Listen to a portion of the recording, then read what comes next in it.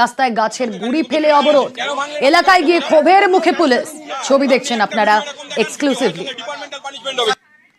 আপনারা দেখেন, এই যে আপনারা ইংরেজি কথা বলছে, যদি গাড়ি উপরে চালিত, আমি আপনাদের সাথে সম্মানের খাতিরে আমি নিজের গাড়ি রেখে দিয়ে চলে, আমি আপনাদের গাড়ির উপর তুলে দিয়েছি। কেন ভাঙলেন আপনি গাড়িটা?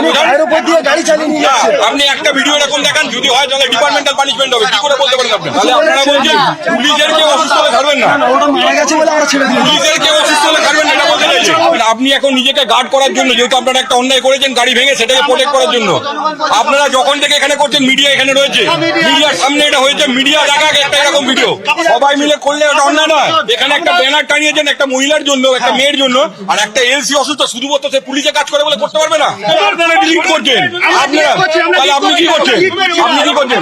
ঠিক আছে, যারা গাড়ি ভেঙেছেন, স্বতঃস্ফূর্ত আসুন, নইলে আপনারা এখান থেকে চলে যান। যারা গাড়ি ভেঙেছেন, যারা গাড়ি হয় আপনারা তাকে তুলে দেবেন, নইলে আপনারা এখান থেকে যান। আপনি তুলে দেবেন তাকে, যান এখান থেকে যান। পুলিশের গাড়ি ঘিরে বিক্ষোভ, বাঁশ লাঠি হাতে প্রতিবাদ স্থানীয়দের। পুলিশের গাড়ি ভাঙা হয়, পুলিশের তরফ থেকে তাদেরকে বোঝানো হচ্ছে এবং অবরোধে আটকে পড়েন এক অসুস্থ মহিলা কনস্টেবল। বারুইপুরে এসডিপিও স্পষ্টতই তাদের সঙ্গে কথা বলে জানাচ্ছেন যে একজন অসুস্থ হয়ে পড়েছেন, একজন অসুস্থ পুলিশের পাশে, তার মানে আপনারা দাঁড়াবেন না, আপনারা অবরোধ করছেন। যেখানে আটকে রয়েছে গাড়ি, সেই অবরোধে গাড়িতেই আটকে রয়েছেন এক অসুস্থ মহিলা কনস্টেবল। এলাকায় গিয়ে ক্ষোভের মুখে পড়েছেন বারুইপুরের এসডিপিও। পুলিশের গাড়িতে ভাঙচুর এলাকাবাসীর, কিন্তু তারপর বচসা হয়, কিন্তু তারপর বাধ্য হয়ে তারা তুলে নেন। সেই ছবি আপনাদেরকে দেখাচ্ছি, অবরোধ তুলে নেন তারা। গাড়িতেই অসুস্থ এক মহিলা কনস্টেবল, তাদেরকে বারবার বোঝানো হয় এবং যেই সময় তারা এই অবরোধ তুলে নিচ্ছেন সেই ছবি আপনারা দেখছেন। এবার তারা রাস্তায় ইট ফেলে, গাছের গুড়ি ফেলে রাস্তা অবরোধ করে রাখে। এলাকায় গিয়ে ক্ষোভের মুখে পড়তে হয় এসডিপিওকে। পুলিশের গাড়িতেও ভাঙচুর চালায় এলাকাবাসী। নাবালিকার নির্যাতন খুনের প্রতিবাদে তাদের এই বিক্ষোভ। অর্পণ মণ্ডল প্রতিনিধি রয়েছেন আমাদের সঙ্গে। অর্পণ, দফায় দফায় উত্তপ্ত হতে দেখেছি আমরা কুলতলিকে, কিন্তু যখন তারা অবরোধ করছেন, পুলিশকে আমরা দেখছি বলতে যে গাড়িতে একজন অসুস্থ হয়ে রয়েছেন, আপনি আমার গাড়ি আটকে রাখুন। এসডিপিও বলছেন আপনি আমার গাড়ি আটকে রাখুন, কিন্তু ওই গাড়িটাকে যেতে দিন যেখানে মহিলা অসুস্থ একজন পুলিশ কর্মী হয়ে রয়েছেন। আচ্ছা, একজন নারীর নির্যাতন, তার খুন, এক নাবালিকার, সেই কারণেই তো অবরোধ, কিন্তু তার ভুক্তভোগী হতে হবে, তার ফল ভোগ করতে হবে আরেকজন অসুস্থকে, আরেকজন মহিলা পুলিশ কর্মীকে।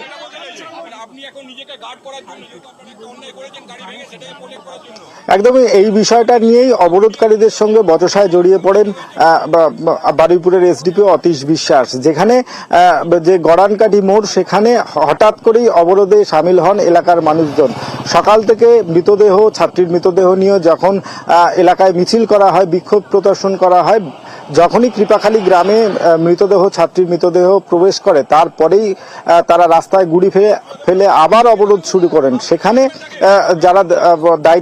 যারা ডিউটি করছিলেন, তার মধ্যে এক মহিলা কনস্টেবল, তিনি অসুস্থ হয়ে পড়েন এবং তাকে নিয়ে যখন একটি পুলিশ গাড়ি এই গড়ানকাঠি যে মোড়, সেখানে যখন যায়, তখনই অবরোধকারীরা সেই গাড়ি ঘিরে বিক্ষোভ দেখান এবং বিক্ষোভ শুধু দেখানো নয়, গাড়ির ওপরে চড়াও হয়ে ভাঙচুর চালানো হয়।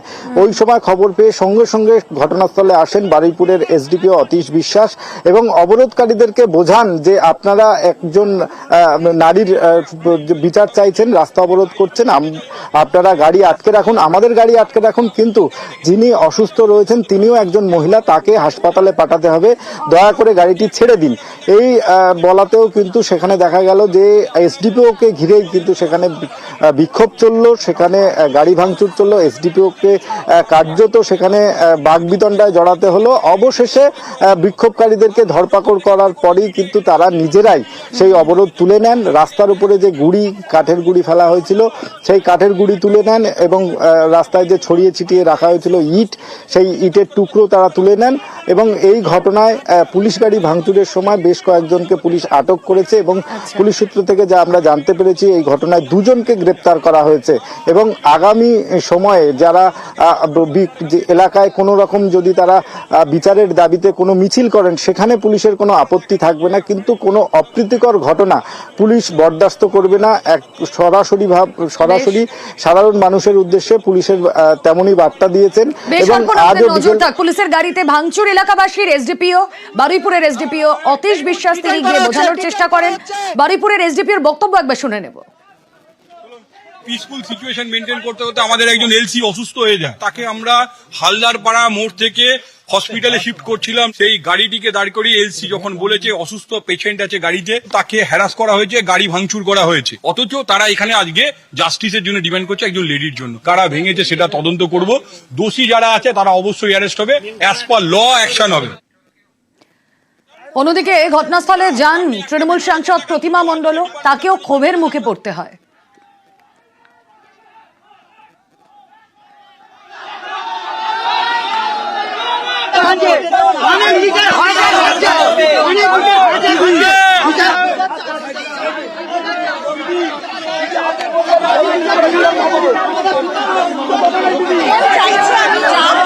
আবার কয়েকজন চাইছে আমি যাব না, যদি মনে হয় আমি যাব না আমি ফিরেই যাব। আমি তো অশান্তি করতে আসিনি এখানে। হ্যাঁ, যেতে তো চাই, যদি এরা না যায় আমি যাব না। আমি একা এসেছি, দেখো আমার সাথে কোনো মহিলা বাহিনী নেই, কোনো পুরুষ বাহিনী নেই, কোনো